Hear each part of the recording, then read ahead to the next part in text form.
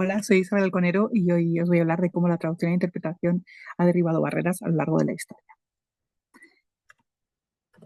La historia de la traducción es tan antigua como la historia del ser humano. Quizás primero la interpretación y más tarde la traducción, obviamente, por motivos que todos conocemos.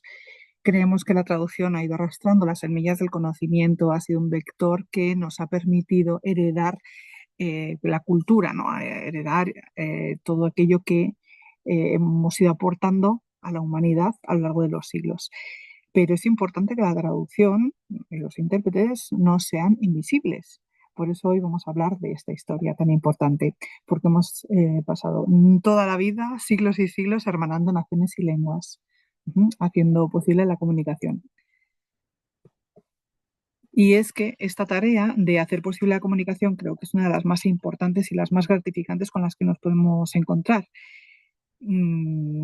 tanto a nivel comercial como a nivel social, religioso, militar. Siempre ha habido un conflicto lingüístico que solamente se ha podido superar gracias a la labor de hacer posible la comunicación entre los seres humanos. Este enlace lingüístico es nuestro trabajo. Las primeras traducciones de las que tenemos constancia se remontan al tercer siglo antes de Cristo. Hablamos de Ptolomeo Filadelfo, por ejemplo, que era un faraón de la dinastía tolemaica. Este hombre, con una visión muy futurista y muy moderna, encargó la traducción del hebreo al griego de las Sagradas Escrituras. Y esto no era para hacerlo un solo hombre, obviamente, sino 72 sabios que eran expertos en estos idiomas. Esto se llama hoy en día el canon alejandrino y es el primer proyecto de traducción conocido en la historia. Hoy nos vamos a centrar en tres modelos o tres ejemplos de países y cómo ha evolucionado la traducción en su propia historia, porque es bastante diferente en función de si ha habido muchos intercambios lingüísticos o no. Es decir, no nos vamos a encontrar lo mismo en Egipto que en España o que Japón. Y hemos elegido estos países porque son modelos pues, para África, para Asia o para Europa. Empezamos con Egipto. En Egipto encontramos el bajorrelieve de la tumba de Homreheb en Saqqara, en una mastaba, y es la primera representación gráfica que tenemos de una interpretación. Como veis, hay una persona que se gira, es la misma persona con dos interlocutores. Bueno, esto se remonta al siglo XIV antes de Cristo y, y son enviados de Libia, Nubia y Siria que están bueno, postrándose ante el poder de Egipto y el faraón, ya que le están pidiendo ayuda. Bueno, pues esto se lo debemos a Juan Rehab, que era un hombre excepcional que pasó de ser un ciudadano de a pie a convertirse en un general de los ejércitos egipcios, llegando a ser faraón. Él estaba encargado de todo lo que fuera relaciones internacionales y asuntos exteriores. Y él está también reflejado en este bajo relieve y está acompañando al intérprete que está haciendo posible la comunicación.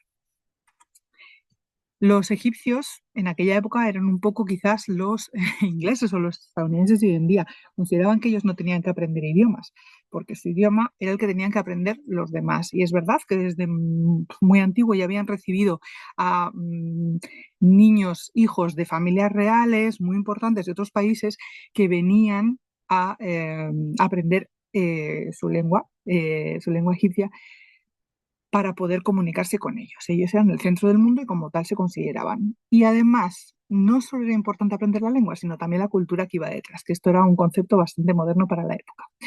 No significa que no hubiera ningún intérprete o ningún traductor en Egipto. Obviamente, en la zona sur estaban los nubios que estaban, vamos, haciendo frontera con Sudán, que eran las personas más hábiles a la hora de aprender idiomas.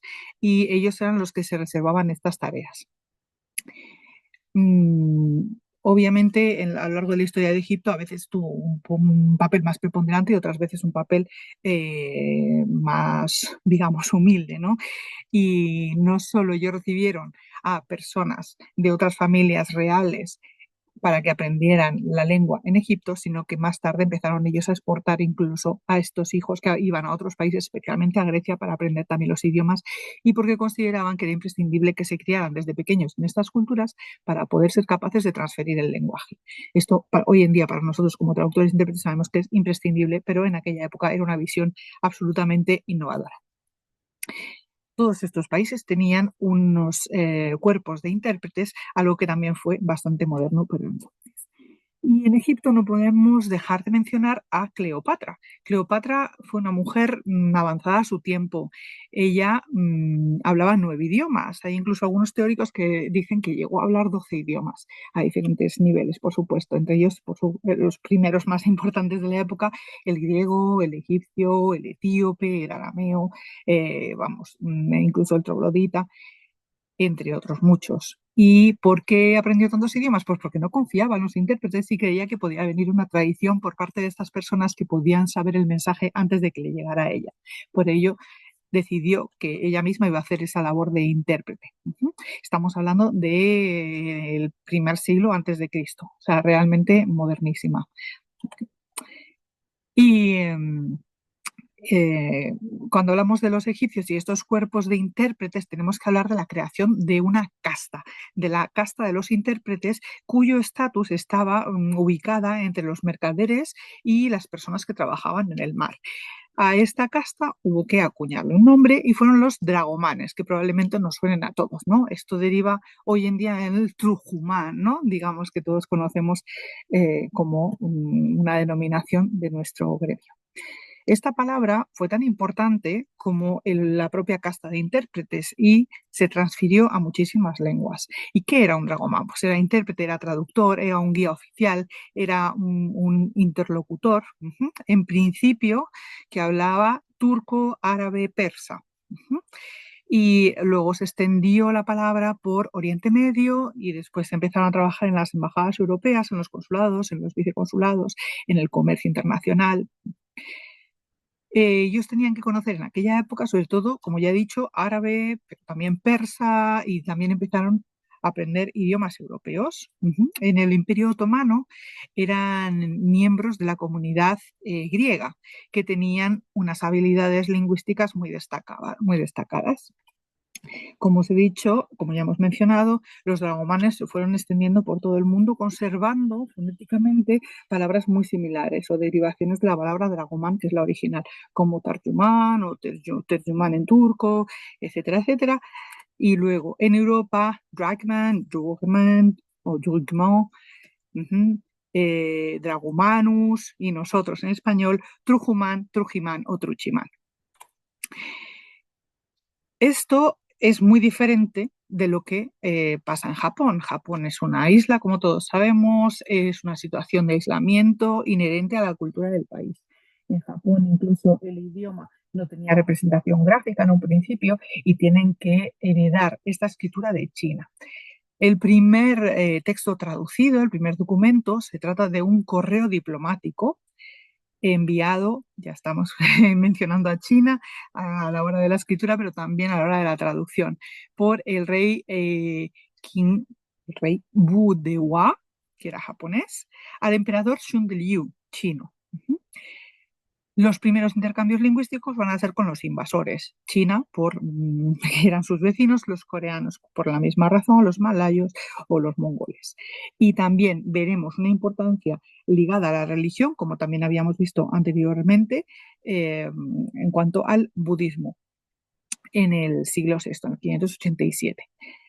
En cuanto a los intercambios comerciales o intercambios religiosos con el mundo occidental, tenemos que remontarnos al año 1543, cuando llega un barco de bandera portuguesa, que en aquella época Portugal y España estaban realmente muy relacionados por motivos familiares, y por esta misma razón, primero será un barco de bandera portuguesa y después llegará a España con San Francisco Javier, muy importante como figura religiosa. Después, ya en el siglo XVII, a principios del XVII, los barcos flamencos, los barcos neerlandeses y más tarde, poquito más tarde, los ingleses. En un principio tiene una buena acogida y los misioneros, como por ejemplo San Francisco Javier, encuentran personas que consiguen aprender las Sagradas Escrituras, como es el caso de Yahiro o Anjiro, al que conocen Goa por otros motivos. Anjiro había huido de Japón por que había delinquido y le enseña el catecismo. Y finalmente, cuando llegan a Japón, empiezan a predicar, algo que es totalmente aceptado en un principio. Así surge el primer diccionario, que será japonés-portugués en 1603. Esta situación de aceptación de la cultura extranjera occidental va a sentir un rechazo en el siglo XVII. Y en este momento tenemos que hablar de la expulsión de todos los extranjeros del país y la no aceptación de los japoneses que estuvieran viviendo fuera durante prácticamente, bueno, 2 siglos largos, desde 1639 hasta 1853. Esta época se llama Sakoku o país encadenado. Esto se debe a una política protectora que rechaza todo lo ajeno por una desconfianza política. Rápidamente se dan cuenta de que necesitan algunas mercancías o algunos bienes que vienen de fuera. ¿Y cómo solucionan esta situación? Creando una isla artificial en la ciudad de Nagasaki, que podemos ver en el dibujito a la derecha.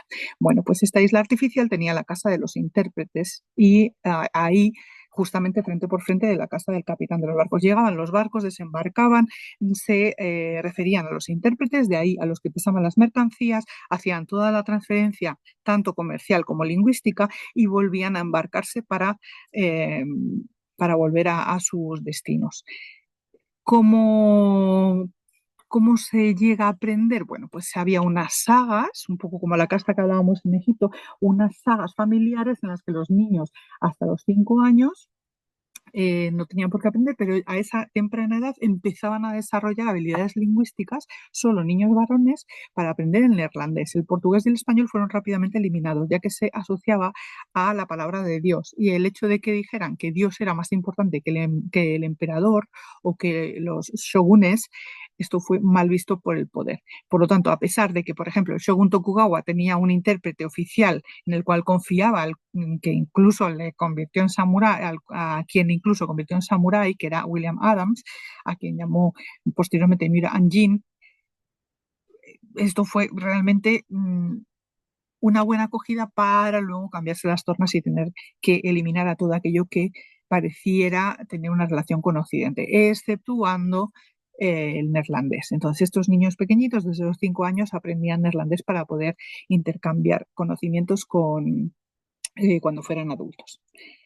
Este país encadenado acabará cuando llega el Comodoro Perry a Tokio, a las costas de Tokio, y se abre el país con la restauración Meiji.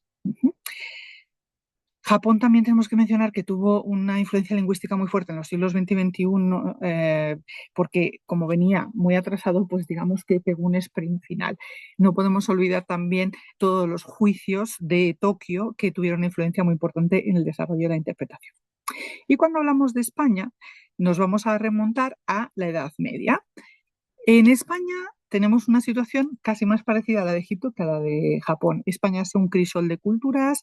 Entre el siglo V y el siglo XV se desarrolla a nivel cultural y técnico de una manera muy destacada y todos los hechos históricos que vienen de mano de los visigodos y los godos nos van a influir positivamente. Hablamos del rey Atanagildo, del rey Recaredo. Uno va a llevar la capital a Toledo y el otro va a hacer que España sea católica. Por lo tanto, sin olvidar que tenemos una influencia árabe musulmana muy importante en la península, hace de Toledo una capital cosmopolita y multilingüe. La primera traducción se remonta al año 889 y será el libro de los Salmos, que fue traducido por Hafs el Godó. Cuando hablamos de Toledo, hablamos del Toledo de las tres culturas y, por supuesto, de la Escuela de Traductores de Toledo. Esto es muy importante y siempre asociamos la Escuela de Traductores de Toledo con el rey Alfonso X el Sabio, que por supuesto, pero él llegará en el siglo XIII. Antes ya se habían establecido las bases de la mano del arzobispo de Toledo, don Raimundo, y en esta época se traducía del árabe al romance y del romance al latín, generalmente de manera oral, y luego finalmente los monjes escribían el texto en latín. En el siglo XIII añadiremos al árabe el griego y también el romance va desarrollando la lengua, hace que se desarrolle la lengua castellana. Estamos en textos filosóficos, astronómicos, medicina, de todo. Esta escuela de Toledo no estaba sola. También había escuelas de traducción en Huesca, en Tarazona, en León, en Pamplona. Pasa que desaparecieron bastante antes. Estos textos, como decimos, se leían en alto. Era una labor en grupo que tenía un resultado en latín, un resultado cristianizante.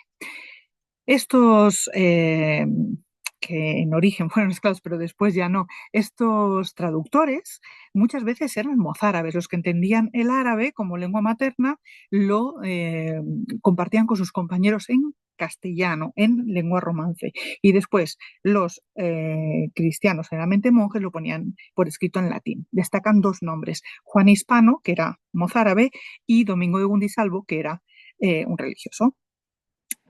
De esta manera podemos comparar Toledo a la Casa de la Sabiduría de Bagdad o a la Escuela de Amalfi en Nápoles o incluso a la Escuela de Traductores de Moscú que pertenecía al Ministerio de Asuntos Exteriores. Poco a poco, ya en el siglo XX, veremos nacer las primeras universidades de traducción e interpretación, las primeras facultades, destacando como pionera la de Heidelberg en 1929, seguida de Moscú, Ginebra, Viena y París. Y la verdad es que cuanto más sabemos de traducción y cuanto más reflexionamos sobre ella, más nos damos cuenta de que no es una actividad tan sencilla y tan banal como algunos quieren pensar. Muchísimas gracias por vuestra atención.